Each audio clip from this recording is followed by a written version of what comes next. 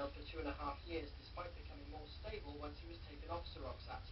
Mr. and Mrs. Hennessy are travelling to Old Court Prison on Merseyside today to visit him. It's a trip they say they should never have had to make.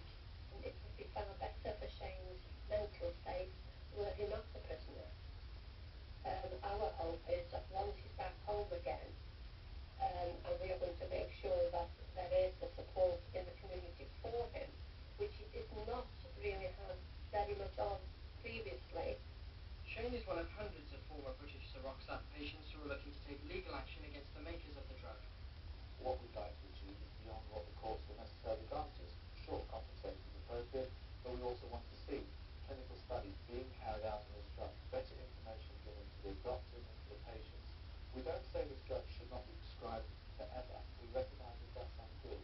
It's a question of giving the right information, and that's something that drug companies can do with us without us having to go to court.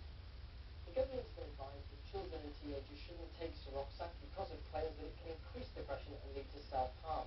But the Hennessys feel that all patients should be more closely monitored, but the manufacturers have denied that it's addictive and that it can cause suicidal tendencies.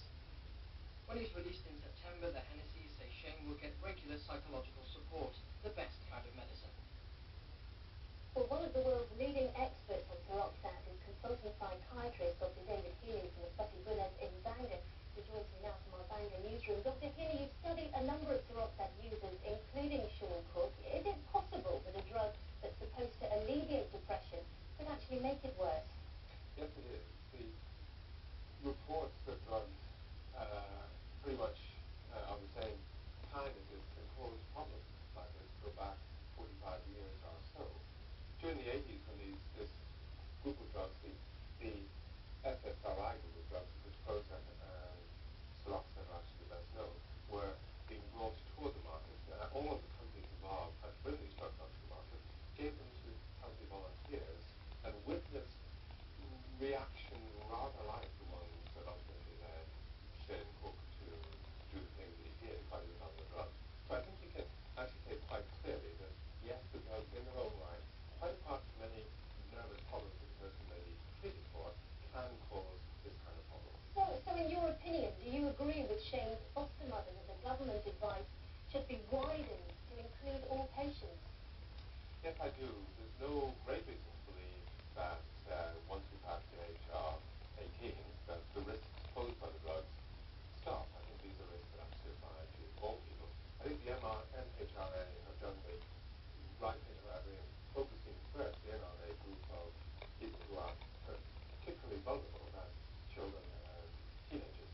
Vulnerable for two reasons. First of all, because, well, they may be more at risk from what happens to the drug. They may be less likely to get the good things that these drugs can do for very many people, but also because often they're in a trickier kind of position. You and I, if things begin to go wrong on the drugs, can say to our GP locally, things are actually going wrong with this drug. Because for children and teenagers, what can happen is that they say that things are actually going wrong to the parents, and the parents think... We'll have to unfortunately leave it there. A couple of problems with the line, but thank you very much for joining us. And Ukraine's antidepressant drugs drove her to Wales. A North Wales man imprisoned after he crashed his car into a hospital psychiatric unit and blamed the antidepressant Seroxat for changing his personality and causing wild mood swings. 23-year-old Shane Cooke had just been released from prison after serving 10 months. He was sentenced after he smashed his car into a Buckingham Cooke near Bother Wigan. Glenn Goodman went along to hear his story. Shane Cooke seems a changed man. Since he got out of prison on Thursday, he's been enjoying time spent with his family. And thanks to his current cocktail of drugs, his depression and anxiety are under control. But last year, things were very different. He started taking the drug Seroxat for depression, and that's when he believes things took a dramatic turn for the worse. Like someone else in control and thought behind me, and then I was in control of myself, and it was just a completely different person.